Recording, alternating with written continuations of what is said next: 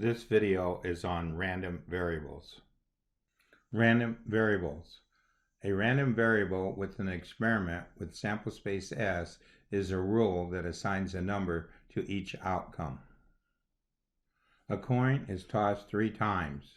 Let the random variable capital X represent the number of tails that occur. Looking at a tree diagram, we come up with the sample space with these 8 different outcomes. We use the abbreviated form to write the sample space. The event distribution for tails: no tails, 1 tail, 1 tail, 2 tails, 1 tail, 2 tails, 2 tails, and 3 tails.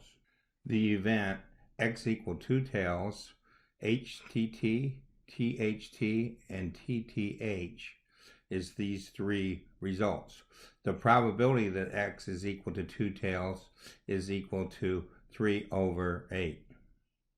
Our probability distribution for little x equal to 0, 1, 2, and 3. The probability for 0 is 1 over 8. The probability for 1 is 3 over 8. The probability for 2 is 3 over 8. And the probability of 3 is 1 over 8. We will then go to our calculator and plot the histogram for this. This ends our lesson on random variables.